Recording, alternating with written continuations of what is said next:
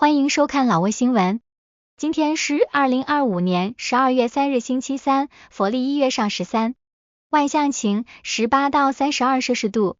今天的主要内容有最新外汇报价、股市收盘行情、黄金市场报价、万象燃油价格以及老挝时事要闻。首先来关注外汇。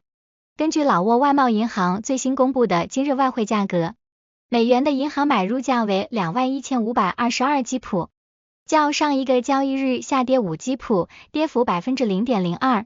泰铢的银行买入价为673.28基普，较上一个交易日上涨 2.56基普，涨幅 0.38%。人民币的银行买入价为3035基普，与上一个交易日持平。再来关注股市行情。由于昨天是国庆节，老交所停盘。前日老交所综合指数收于 1209.76 点。接着关注黄金价格。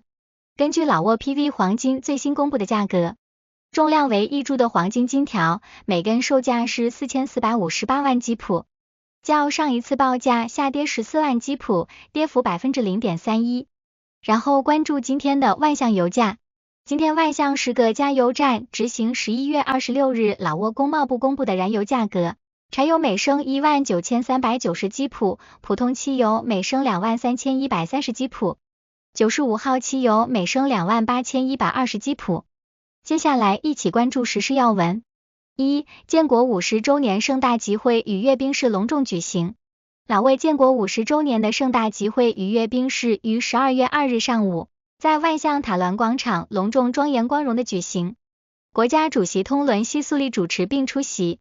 集会以文艺表演开始，随后是升旗仪式。通伦西苏里主席发表重要讲话，回顾了50年来老挝人民在保护和建设国家进程中团结一心，克服困难，取得伟大胜利的光辉历程。随后举行了阅兵式，由军队、公安、各部委、群众组织和退伍军人等47个方队通过检阅。2. 公安部指挥中心建设项目举行奠基仪式。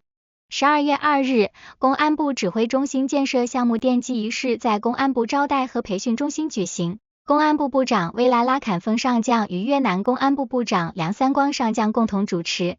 公共工程与运输部部长、万象市市长、越南驻老挝大使等嘉宾出席。越南公安部建设管理局负责人简要介绍了该项目。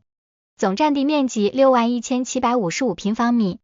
主体建筑为一栋8层大楼，建筑面积3732平方米，设计现代化并融入了老挝艺术风格。项目将配备齐全的办公、接待、会议设施。梁三光上将强调了老越两国的传统团结与深厚合作，特别是在打击网络犯罪、毒品走私、人口贩卖以及边境合作、院校建设等方面的互助。威来拉坎峰上将衷心感谢越南政府的援助。3. 沙湾拿吉省领导慰问残疾军人。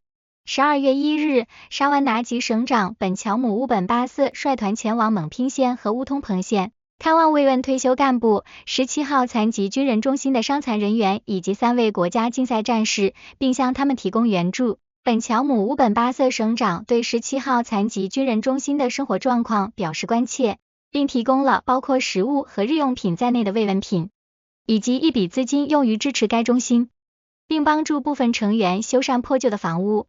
省长特别向蒙拼县的国家竞赛战士西永阿姨赠送了慰问品和2000万基普现金，以示鼓励。随后，本乔姆省长一行继续前往乌通彭县，看望慰问了2位国家竞赛战士坎蒙森塔冯上校和通坎森温坎上校，并分别向他们赠送了2000万基普的资助金。4. 智慧数学速算中心成功举办第8届万象速算冠军赛。近日，万象教育与体育厅下属的智慧数学速算中心在老挝拉达纳工商管理学院举办了第8届万象速算冠军赛。老挝妇女联合会中央办公室主任等领导、智慧数学中心主任、参赛学生及家长出席。本次比赛共有来自全国的157名学生参加，分为3个级别，所有级别的学生需完成笔试和口算2项测试。根据分数，冠军、亚军、季军都将获得奖杯及不同金额的智慧数学助学金，总奖金达2500万基普，所有参赛者均获得纪念奖牌及赞助商提供的纪念品。5. 老越友谊公园正式启用。12月2日，老挝越南友谊公园正式启用仪式在万象市塞塔尼县丹桑村隆重举行。国家主席通伦西苏里与越南共产党中央总书记苏林共同出席。越南副总理阮志勇表示，老越友谊公园不仅是社区景观项目，更是两国关系的生动象征。该公园将成为万象一处现代化的生态文化机构、社区活动场所，同时也是教育老越青年了解两国历史事件、增强团结和合作意识的空间。他强调，在复杂的国际和地区形势下，巩固老越团结更具战略意义。老挝中央办公厅主任佩蓬皮帕表示，该项目具有深刻的历史政治意义，是老越伟大友谊、特殊团结和全面合作的象征，并将成为重要的历史文化旅游景点、休闲娱乐场所，以及教育后代了解两国特殊团结的基地。6. 金三角经济特区集中收看建国50周年庆典直播。12月2日上午，挝侨省金三角经济特区举行了集中收看集会，通过远程直播收看了国家主席通伦西苏里在万象塔峦广场举行的建国50周年庆典上的讲话和阅兵式。此次集会设在金木棉酒店会议室，出席人员包括金三角经济特区管理委员会主任坎沙卫威来逢、金三角经济特区董事会副主席高龙。在集会上，坎沙卫威来逢主任强调了建国50周年的重大意义。这一天是老挝人民经过艰苦卓绝、复杂激烈的民族解放斗争，战胜侵略者，取得历史性伟大胜利的日子。7. 占巴塞省佛教联谊会主席对国庆50周年发表看法。